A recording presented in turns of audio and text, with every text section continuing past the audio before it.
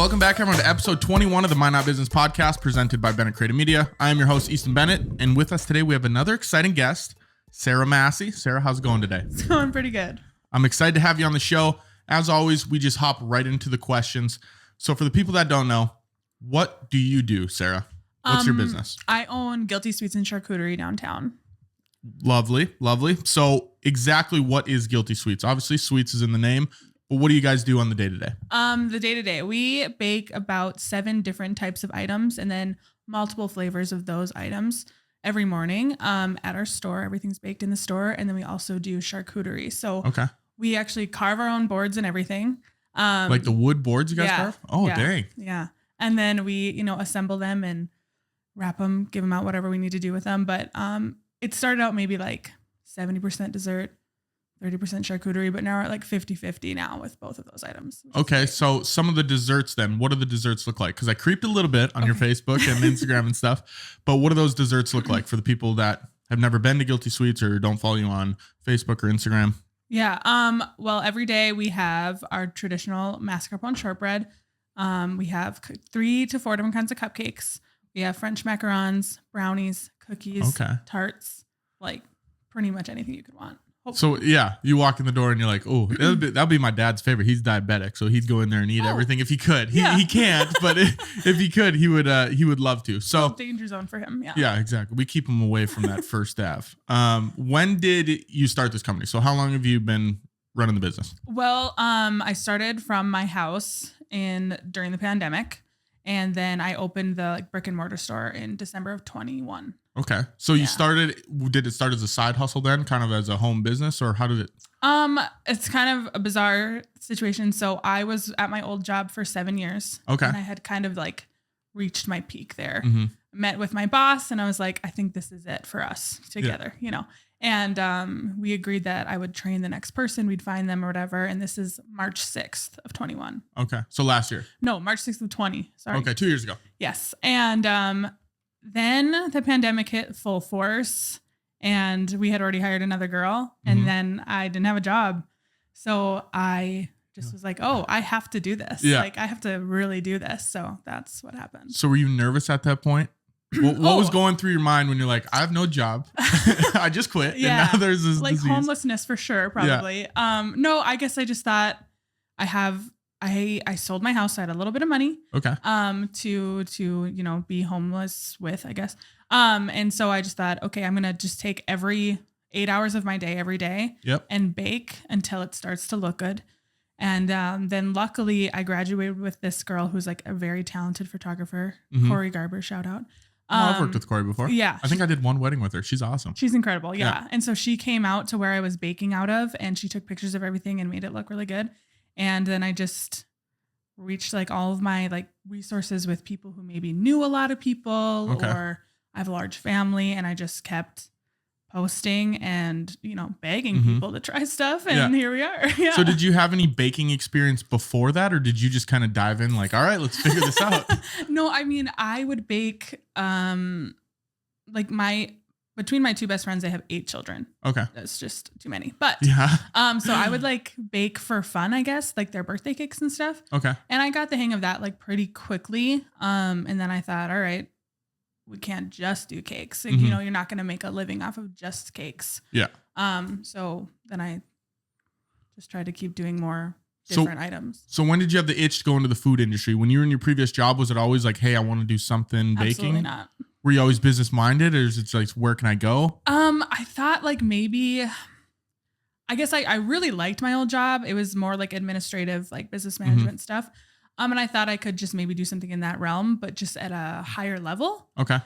So no, I didn't, this was not like always on my bucket list. I mean, it sounds fun when you're a kid. Like, I want to open a bakery and I want to, like sprinkle the frosting on stuff and everything. And it's like cute, but like the actual doing of it was not always in the back of my mind until maybe when I was like, oh, there's no one hiring. Yeah. It's the pandemic. I had a couple of friends that were like, I think you could do this. Like, I think you could do a bakery. And you're like, I got to figure this out, I think. Yeah. Like, let's hope so. So did you know anything about opening a bakery to start? Oh, no. No. So was that a huge learning curve when you decided to do that? Where did you learn the things you needed to learn? My dad is like a businessy guy. And so he, gave me some pointers and stuff. But honestly, like, because it was mid-pandemic, I had so much time to like read. Okay. And like learn and fake it. Like 100%. I'm just like, oh yeah. Fake it till you make it. Oh yeah, for sure. And I thought I had all this experience because I was managing a business before. It's just two very different things that don't correlate that well. Yeah. So that's kind of crazy because we've talked to people that have opened businesses in the middle of the pandemic. Mm-hmm. There was so much time to do pretty much anything you wanted. So it's almost like it was a good time to start a business, but it was also a horrible time to start a business. I mean, if I would have had, anyone would say this probably, but like if I would have had a ton of money set aside, it would have been a whole different thing. But it's like, okay, I have this much time to make this much work. And you know what I mean? And so I just prayed a lot. So that pivots a little bit into the next question then, funding wise. How did you go about capital to start the company? Did you run it super lean? Did you have to take out a loan or some sort? Because I know a lot of different businesses go different directions when it comes to funding. Yeah. I mean, when I was doing it from my house, I didn't have to take out a loan or anything like that. I was able to, after, maybe a month, I was able to like make enough money to like pay my rent and then bake the next item. Okay. Then when I decided like I'm outgrowing this, I just had too many orders to do like by myself. And I was renting the basement of a church in Foxhome. Okay. As the kitchen. And it's like, this is a drive. But anyway, so. And you were living in Minot? No, I lived in a rectory of a church that only has mass once a week. And no priests live out there. So I rented that. And it was probably haunted, but that's okay. Hey, that's all right. It's October. Prime time. Yeah. So then when I was like, okay, I'm going to make the move to do a brick and mortar store. Then I had to go and figure out how to take a loan. But I had a friend who was like pretty, believed in me way more than I did. Yep. And he gave me my like initial capital to go get a loan. Okay. And so he's like my silent partner. Gotcha. So it's going back just a little bit. And you mentioned your dad, businessy guy. Yeah. Did you have anyone that was kind of mentoring you through this process to help out? Or were you a one-man wolf pack, one-woman wolf pack, and you were kind of just doing your own thing? I guess like it sounds conceited to say that, but I have adopted a mentor now that I'm in the business. Like we have someone that owns multiple businesses in Minot that's in our building. Mm-hmm. And he has been way too kind to me for sure. Yeah. Like I know that I'm a nuisance, but it's like, I'm not going to stop until you tell me to. Yeah. So he's been quite a mentor, but the initial is just like, I think everyone you end up having to talk to, like your contractor ends up kind of being your mentor for that section, your loan officer for that section, your designer for that. And it's like, you just kind of, that makes sense. Hope they want to help you. Yeah. Whatever you're going through at that current time is kind of the mentor at that point. Yeah. Okay, cool. So when you started, maybe today, did you have to run the business yourself, or, you talked about a silent partner. Were there any non-silent partners, or was it you wearing multiple hats? Yeah, no, we still, which is probably like going to be the demise of the company, but I'm running like everything still. So, which is fun. It's sometimes, yeah. Until you're working and you're like, oh my gosh, well, I'm way in over my head. Yeah. There's different days where it's like, am I like the queen of baking? And then there's days like you need to get it together. I've never seen a kitchen before. Yeah. So no, I still do most everything, and including all the baking. Okay. And which part do you enjoy? Do you enjoy the business part, or do you enjoy the baking part? It depends on the day. Okay. So like there are days like today I'm going to go in and I'm going to decorate a bunch of like Halloween macarons, and I'm looking forward to that. It's going to be peaceful. Yeah. But then there are days where it's like, I have the 300 items that we start every morning with, plus like 7 or 8, 9 custom orders. Yeah. And then I'm like, I hate baking. Yeah. Who invented this? I'd rather just be, like working on payroll. So what time do you have to get into the store to start that? So Tuesday through Friday, I get there at 3 a.m. Ooh. And then Saturdays I get there 1, 2 o'clock in the morning. What does your schedule look like? Your sleep schedule? You just go to sleep at like 5 p.m.? Well, 6 p.m.? Sometimes, but staffing, and anyone will tell you this, staffing is so hard right now. I don't really know why exactly, but it's really hard. So there are some days that I'm there from like 2 a.m. or 3 a.m. to 6 p.m. And then I go home and pretend that I'm deceased. Conked, and yeah. then, yeah. A short coma. But now I think I have adequate staff right now, which is great. So. Okay. So that's a good pivot into staffing. I personally, one-man band, I have people that help me out on certain projects, but no one full-time. How do you go about hiring? What do you look for when you're hiring? How do you find those people? You said it was difficult, but my little sister, she's 20, but I'm old. So, she has been working with me since before the, store actually opened. So Okay. like when I was still in the church basements and stuff. Mm-hmm. So she's been with me the whole time, and she's, a pillar of stability there. Yep. And I think a lot of the girls are like sometimes afraid to bother me. So they'll bother her, which is nice. But my main things are like friendly. Yep. Honestly, if they've never had a job before, I'm fine with it. As long as they're super nice to our customers that are coming in, that's my main thing I look for. The second thing I look for is transportation, which seems like not a big deal, but the winter here, like you have to have transportation or you're never going to be able to come to work. You can't have someone that just has a moped and then it's like December 30th and you're like, how are you getting here today? Yeah. It's Got like my snowshoes on. We have 2 couches in our lobby, and it's like, if you have to sleep there, I guess that's what you're going to have to do. But yeah, make yourself at home as long as you're at work the next day. And outgoing, like I have 2 things at the store that I'm really annoying about. And one is if the girls say like, is this for here to go? I'm going to lose my mind. It makes it sound cheap and easy. And it's like, it's not. This is like a fast nice food product. place almost. Yeah. So that's one thing I'm really annoying about. And then the other thing is like greeting people immediately. Like I want people to be greeted when they come to the store. Like that's their long lost sibling. Yeah. Like they're so excited, even if the person might not be very excited to be there.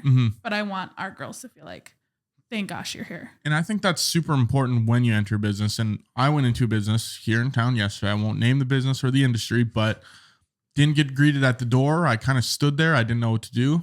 No one said anything. And everyone was just looking at me. And I was like, who do I go to? Yeah. Who do I talk to?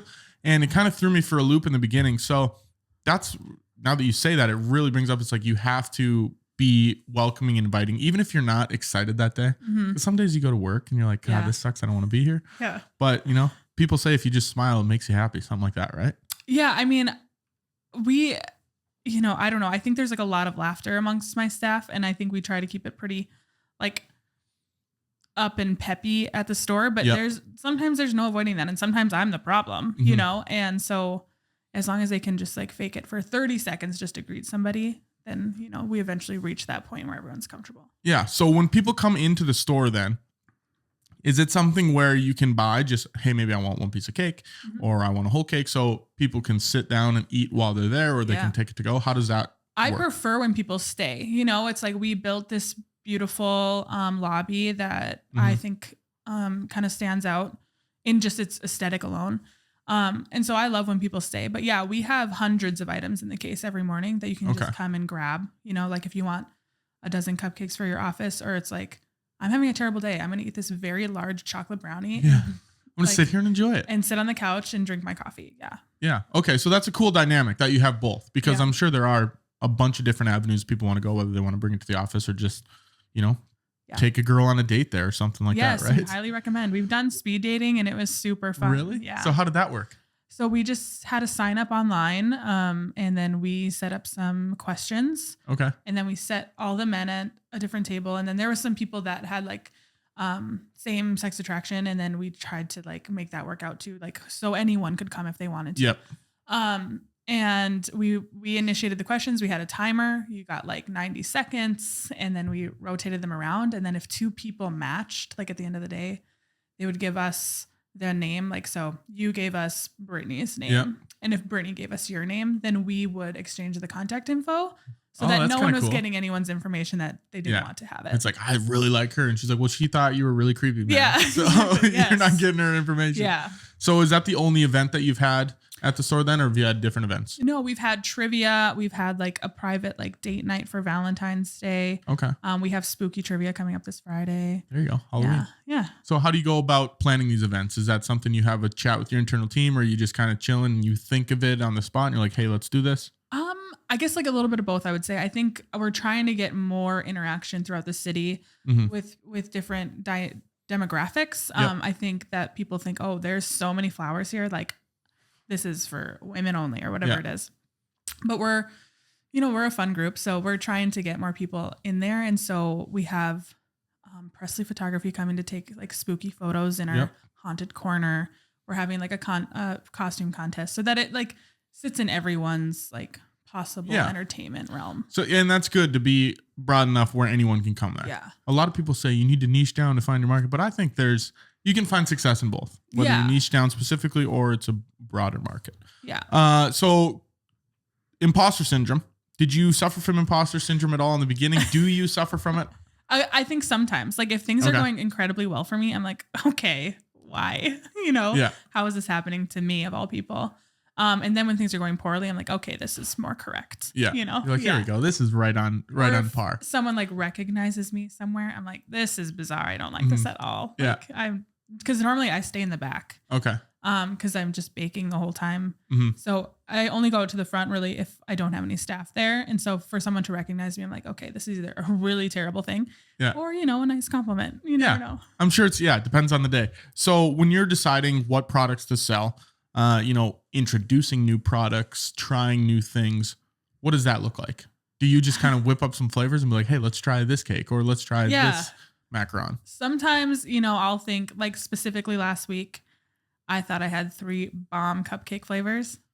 Nope. People did not want them. We had Boston cream pie. Okay. Oatmeal cream pie.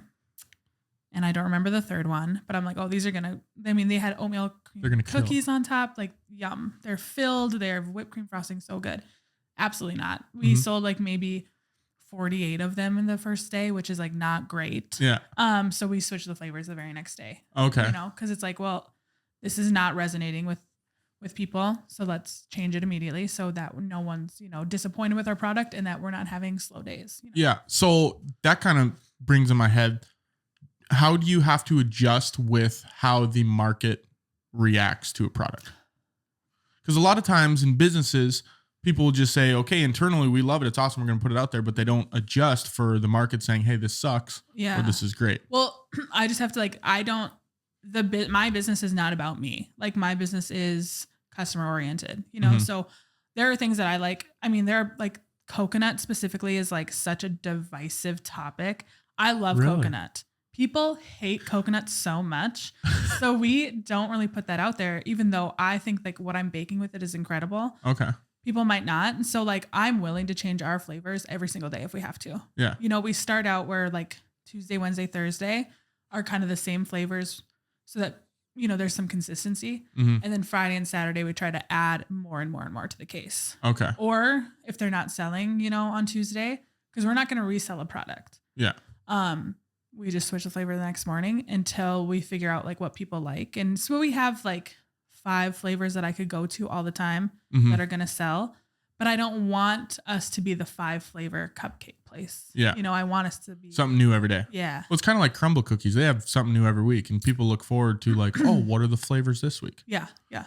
So I might be on that coconut trend, by the way. I'm not a huge coconut guy myself. Like what are those candy bars? The Almond Joy and Mounds? Is that coconut? Oof. Yeah. That's not for me. All right. Well, I'll make you something and then you'll be like, oh, I love coconut. Okay. That's, I'll give you a shot at it for sure. I can't promise that I'm going to love it, but I'll give you a shot. How did you go about getting your first sales, getting people in the door when you opened? We did a promotion on the radio. So I ran an ad on Facebook as, you do. Mm-hmm. But then we did a promotional ad on the radio that the first 100 customers would get a free cupcake. Okay. So we had, I think I made like actually 150 free cupcakes just in case. Mm-hmm. And then we ran that ad for like 5 days. And then we had an ad online running for maybe not that long, maybe 10 days. Cause it was a quick process. Well, I suppose it's just getting people in the door and then the product, if it's good enough, will sell itself. Yes. It's supposed to. Yes. Yeah. Which, it sounds like you're doing amazing. So I assume it's selling itself, which is good. But what more can you hope for, right? Yeah. So before we get into the questions, we're going to take a little ad read here. Midco is sponsoring this episode of the Minot Business Podcast. I'm a Midco user myself. Fantastic for the internet services and all the other services they provide. So is your business moving up and to the right? Put Midco's business technology to work for you so you never have a slow day at the office. From premium internet and phone plans to custom private networking and advertising, they have a solution for every type of business, large or small. Get paired with an account representative to create your suite of services and make the switch with ease with dedicated business client fulfillment and support teams.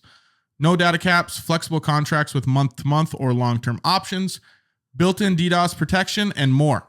Explore services and request a free consultation at midco.com/business today. Thank you to Midco for sponsoring this episode.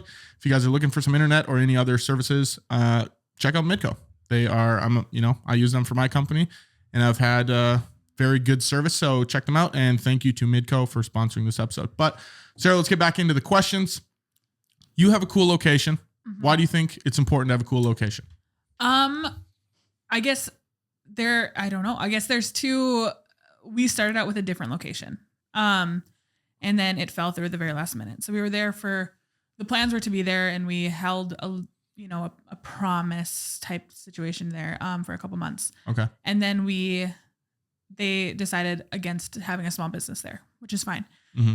So I already had my business loan, and I was like, well, I need to start paying this back, Yeah. So then we ended up at this other location, which was just not right. And the people that were designing the store, at Ackerman Eswold, they also own a business or a building downtown, and there was going to be a different restaurant in there, and it just wasn't the time for it.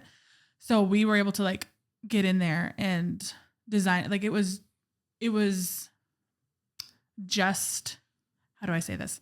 It was a totally empty space. We built it from the ground up, customized the way it looks, all of that. And so they were super open to us doing whatever we wanted. The only thing we couldn't change was the exterior. Okay. Which is the black brick out there. Yes. But we're right on Central Avenue. And so we have huge windows. We have a really nice sign outside, and it's lit up and stuff. And so the only thing anyone has with downtown is parking is kind of terrible. Yep. But our store is so visible because it's so open that it's really helpful. And that pink sign that hangs off the building really contrasts with the black brick. Yes. That's honestly when I first saw it go up, I was like, oh, dang, what's this new business? Yeah. So no, that's really cool. Do you have any nightmare business stories? So obviously you've been doing it for a couple times, but are there any stories you want to share that's oh, how did I do this? Or why did that happen? Yeah. I mean, I probably have I probably have a few, but I have maybe two. One that was totally our fault, and then one, whatever. But we switched custom order systems. So we were doing it kind of old school paper filing month to month, whatever. Then we switched it over to a Google Doc type situation. Okay. And so I went and I took all of the customs that we had, programmed them in, and then we've been adding to those. However, that's always the problem. Yeah. Somehow it got switched. Somehow something got missed. And that is I absolutely hate when that happens. I hate disappointing people to the point where that's going to keep me up. Yeah. And so that has happened a couple times, where someone has put it on the 20th instead of the 19th or whatever. And people are terribly unhappy. And so specifically we had a wedding, and it was a 2-tier cake. It was pink. It was so cute. I personally thought it was incredible. I was I would use this cake at my next wedding, and maybe the one after that, who knows? But all my weddings going forward, I'm gonna have this cake. Yeah, and I bring it out there, and they hated it. They were they wanted a full refund. They wanted me to refrost it. They wanted me to come get it. They hated this cake. Oh wow! And I delivered it a day early because I didn't have the next day available when they called it. It was a last minute thing. Oh, okay. And so I tell them, I'm going to have to deliver this a day early. And they're like, okay, that's fine. But then that day came and it was not fine. And I thought, this is it. This is the end of me. I can't. It's for my business tanks right here. This is what does it. One cake. And I think about those things a lot. And then I'll have people come in. It's just so funny. It's just polar opposite to how I would talk to somebody. Yep. But we had this mother and daughter come in last week, and they're looking at our cases, and it's a Saturday morning. So our cases are stocked. And she's like, so Saturday's a busy day, I assume? Yeah. Okay. Yeah. And she had never been there before. So we're like, oh, if you have any questions, let us know. And she was like, personally, this place is way too expensive for me. And I was like, oh, but you can leave our store with spending $2.40. Really? Anyway. Yeah. So you don't have to buy. Yeah. You can pick and choose what you want to get. Yeah. And so, the cost of food now is unbelievable, but that's a whole nother topic. Yep. And then she's like, honestly, your brownies, they look gross. There's no frosting on them. And it's like, there's 3 different kinds of Ghirardelli chocolate in these, but okay, thank you. Said that too. And that's just how she started our morning. And I was like, okay, well, hopefully we can recover from this. So I want to go back to the cake thing first, and then we'll get into that. But the cake thing, how did you go about, like, what did you tell them after they're like, hey, we need something different? Oh, I picked it up from their location. Yep. I brought it back to my store. I refrosted it. I gave them a partial refund, redelivered it. And were they happy with the second? No, they left us a 1-star review. Oh, what? So they just didn't like how it looked? I really don't know. Like they didn't like the way it looked, I think, essentially. I have this conversation a lot with people on leaving reviews. And I think it's a very interesting topic because, and maybe it comes from people that don't own businesses, but you make mistakes like that, which you think it's an awesome cake and people might think, oh, I hate this. Mm-hmm. And it's better to just maybe keep it to yourself if possible than leave a 1-star review, because maybe, that was one blunder where the 1-star review, if people come there, obviously if the business has like 15 to 20 1-star reviews, then it's like, okay, sure, they're doing something wrong. But a lot of the times I really refrain from leaving low reviews. I'm just like, people can have their own experience. Now the business I went to yesterday, I was kind of like, hey, maybe I should leave a review, but then I didn't.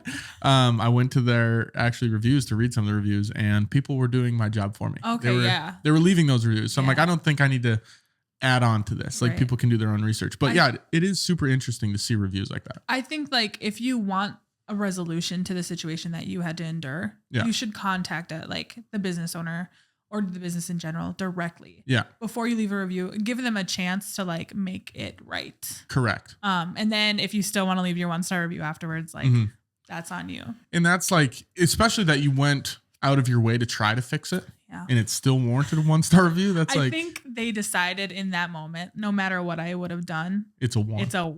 Yeah. You get a 1. Okay. Nothing better.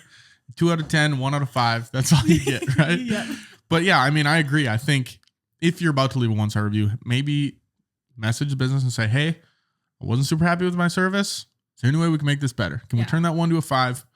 If they, if they screw you over again, then maybe, then type in that, type in that review. So how did you go about the second situation then? Because obviously people say in retail, customers always right. Right. How do you go about approaching customers like that? Well, the whole thing ended with her asking her granddaughter or daughter if she wanted anything. Okay. And her daughter or granddaughter didn't even get to answer. And she's like, because there's nothing for me here. And then we just kind of left it. We're just like, okay, well, I hope you have a good day. Yeah. The end. You know, like I'm not going to be like, oh, you got to try the brownie. Yeah. You got to try it. You don't want to win those people over. Yeah. It's like, I'm going to sell these out anyway. Mm-hmm. And I'm sorry that they don't please you aesthetically, but exactly. Sometimes, you just don't need a frosting on that much chocolate. Exactly. In business, especially, a lot of people say, don't sell the unsellable. If people don't want to buy some, they're not going to buy them. Mm-hmm. So don't try to win them over. Sell the people that actually want your product. Mm-hmm. What type of atmosphere do you create? So you talked about your employees and how they greet customers. What type of atmosphere are you trying to create for the customers that are coming into the store? What do you want them to experience? I just want them to experience warmth and maybe something that they don't experience in Minot as often. I think that our store has a unique look to it. And I think people enjoy that. I mean, we have people come in and take photos all the time, senior pics, prom pics, whatever it is. But mainly I want people to have a dessert that's not available to them that at a grocery store or whatever. Yeah. And be like, oh, I normally, wouldn't get this dessert, or, it's available to me to just have one. I don't have to buy a whole pack online, whatever it is. Yeah. And I just want them to enjoy it and feel like they can kind of be at home. We have these 2 different seating areas that are really cozy. I've seen some girls take some Instagram pictures on those, and then it's like, oh yeah, they must be a Guilty Sweets. Then, yeah. That pink couch really has made a name for itself. Yep. So I guess mainly just comfort, and I would like our product to be determined as reliable, a reliable, good product that is always good when we have it. Why do you think it's important for the people that are maybe starting a food or beverage company to have these I don't want to say morals, but to have these goals of what their product looks like? You mentioned reliable. Why do you think it's important to actually look at those things? I think you have to know what you want. Otherwise it can just all kind of come crashing down. It's like you can start it as one thing where dessert and charcuterie, and then it's like, okay, maybe that's whatever, not doing that well. So we're going to add, salads for lunch. And it's like, okay, those aren't doing that well. Okay. So we're going to add, cocktail hour. And it's like, what are you? Yeah. Like you have to just stick to your guns and your goals and be like, we are dessert and charcuterie and you're going to love it, instead of like, you might like one of our 96 products. Yeah. So let's find out which one that is. And that's cool, where we talked about earlier in the show, niching down compared to staying broad. You can niche down into, okay, we're, this dessert industry area, but we're going to be broad in the flavors we offer and the types of desserts. Yes. So that's super cool. It's kind of like pulling from both ends. Yeah. Why do you think it's important to have a community like Minot that supports businesses like yours? I honestly think that I think that there's maybe misconception over what small business is. We grew up as mall people, and people think, oh, there's not small business. This is not for that. But there's so many individual small businesses inside the mall. That's just like where they're located. Yeah. They're located within a bigger company, but their businesses are still locally owned, some of them. And then I think people think that once you're not at home anymore, like your florals or your jewelry or your dessert, if you're not making that from home anymore, you're no longer a small business. Yeah. And that's just not the case. Like places like mine, or places like High Third that have maybe a different concept than we're used to here. Yeah. It doesn't mean they're not locally owned and employ local people and locally concepted. I think that there's only room to grow here, and we don't have to just repeat the same businesses over and over in this town.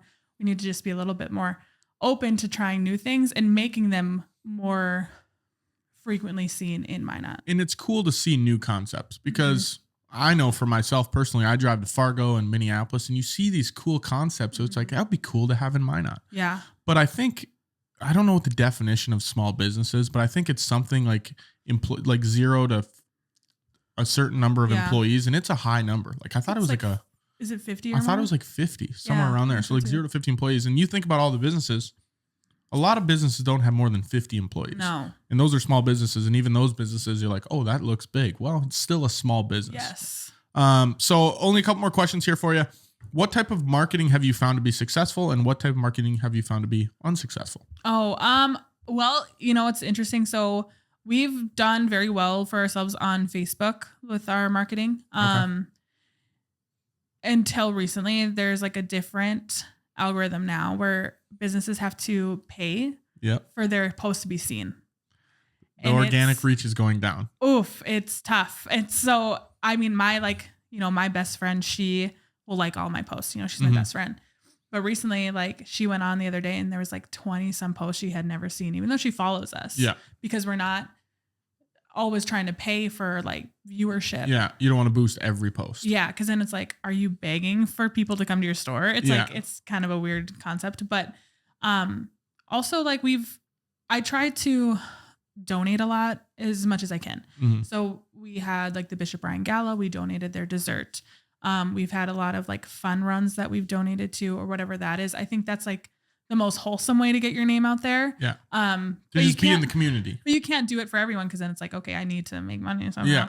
Yeah. Give all my profits away. Give them away. Yeah. Who wants desserts? Turning people down is really hard. It's okay, I've reached my budget and I'm sorry, but please go to X, Y, and Z and all my free stuff will be there. So I think just being willing to give to people is a good way to market your product. And then I guess whatever on Facebook, if you have to, you will reach people if you're willing to pay for it. Yeah. But I would prefer to not do that, And even, even if you have a sponsor post here and there, but yeah, I've seen the same thing for my business. It's I post a thing and maybe 10, 15 people see it. And my grandma likes it because she likes everything, and my mom maybe. But yeah, if you want to have these important posts, you got to kind of throw some dollars behind it. Yep. So what do you enjoy about the business process? So not the baking side of things, but now that you're, a small business owner, what do you enjoy about the process on the day-to-day? I think like I think now we've almost been open for a year, and I've kind of determined like, okay, this is where we're falling short. How can I figure out how to like put this in here? And so I have some new concepts that people are going to see soon, which is, I think maybe the most fun is like just growing within your realm of your current product. Yeah. I really enjoy that. I enjoy having staff. Like right now, all of my staff that I have, they love coming to work. Like they will text me like, can I come in? Like I'm bored or whatever it is. And we have an absolute blast. And I think that's like probably the most important thing I've learned is like your customer's not going to be happy if your staff out there hates their life.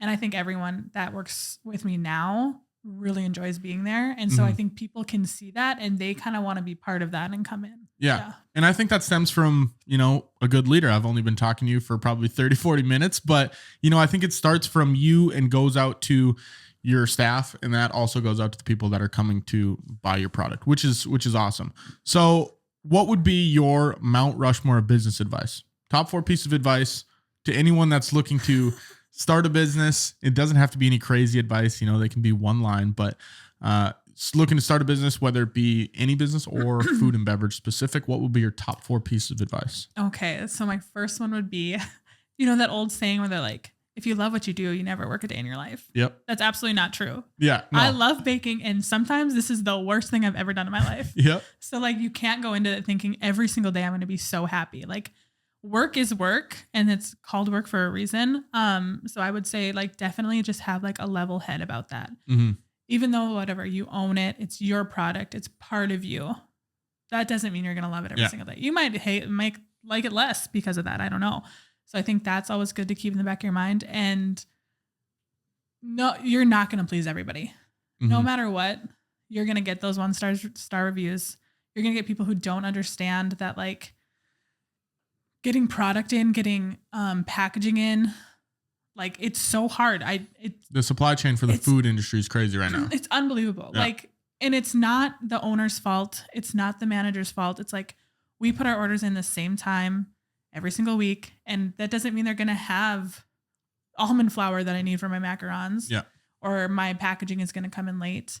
And people just need like some understanding. So I think you have to just not take that to heart. That would be my second piece of advice. Don't take things too personal. Yes. Okay? And I mean, I do anyway, but like for you guys, don't do it. For the people listening that want to start a business, don't do that. Yeah. Don't start a business. Do as I say, not as I do. Yeah. 3 is like, you have to, I've had like I've had maybe 2 jobs kind of before this. Okay. And I was there for 7 years and 7 years. Like, and they were both excellent bosses. And I think that you have to meet your employees where they are. Like some of your girls are going to come in or your guys or whatever, and they're going to be whatever in a terrible mood. And it's like, okay, you're going to be in the back today doing dishes. You're not going to be in the front. You don't get to see people today. You don't get to see people today, but maybe that's what they need. Yeah. Or if they need more time off or if they need more hours, it's like you have to be able to meet them there. Yeah. It's no longer like it used to be even when I first got my first job like 15 years ago, where it's like, this is open every single day. You're here 20 hours, like whatever. We're open 20 hours a day. You're here 10 of them. If you're not here, you're fired. Yeah. Like that's not how it is. Or you're going to have 0 employees. And especially in today's day and age, there needs to be a little bit more flexibility. Yeah. And a lot of people hate that. They think, dude, no one wants to work these days. And it's like, well, yeah, but that's where the world's going. So you kind of have to adapt with it. Yeah. And I think too, also like yesterday specifically, I was there. I had maybe 100 items in the oven, which sounds like a lot, but it's really not that much. My oven goes out and it's like, oh, well, I'm supposed to open in an hour. Yeah. And then I was like, I can't be open today because it's too late for me to start over. And so you just have to hope for people's understanding, but you have to know like people are not going to be able to understand what all goes on around here. You know? Like get a different oven. Yeah. Why don't you just go buy a new oven? Why don't you go buy a new oven? You'll just use your like torch that you use for creme brulee. That's not enough. So on 1,000 products, just there you go. Was that 3 or 4? I don't know. Do you got one more? If not, we can skip it. I guess, yes, I have one more. I think to not look at other people or other businesses as like your guidepost. Like there's people with similar businesses and I'm not going to look at their stuff or the amount of likes that they have Mhm. and compare it to mine. Yeah. Because you're just looking for disaster, I think. And I think you can fall into a trap comparing yourself Mhm. to whether it be in business or your personal life, you know? Yeah. And that's especially in social media these days. Everyone thinks everyone has a perfect life, but you Yeah. kind of just got to go down your own path. Yes, exactly. Yeah. That Cool. would be it. Awesome. So what is your North Star? What are you looking to accomplish down the road? Looking to grow? Yeah, I think that I have a couple ideas of what I would like for Guilty Sweets. I would like multiple locations, you know, and then I would like, In the same city or different cities in North Dakota or? so how do I word this? Okay, so I would like to open maybe one in Bismarck. Okay. And then I would really like to open one, but more of like a sultry version of one in Vegas. Oh, I love Vegas. Yeah. I'd go to that. And then I also have an idea for just a wider concept version of my store, kind of like an annex for my current store. Okay. So that we can offer a few more products that we're not able to offer in our current store. Gotcha. Like a drive-through capability. Okay. That'd be kind of cool. Yeah. So those are the things that are on my mind currently. And then we'll see once I accomplish those things, what my next. Is there a time frame goal for those to happen or no? Yes, I have one that's, I'm just more wondering when the Vegas one's coming. So when I go, just tell me where it's at. I have one that is maybe only a couple months away. Okay. And then I have plans for the others. Cool. No, that's super exciting. Yeah. That's super exciting. And you know, that's the thing in business. You just got to put one foot in front of the other and eventually get there, whether it takes, 3 years or 10 years, whatever it might be. So thank you very much for coming on the show. Where can people find you? I'm going to link everything below, but where can people find you? Okay. Guilty Sweets and Charcuterie on Facebook, Guilty Sweets _ND on Instagram, and 3 First Street Southeast in Minot. Perfect. Sarah, thank you very much for coming on the show. Fantastic conversation. If you guys have not checked out Guilty Sweets, go give it a stab and leave a 5-star review. Oh, thanks. Thank you guys for watching episode 21 of the Minot Business Podcast. Please leave a rating and review if you like the show, and we'll see you next week for episode 22.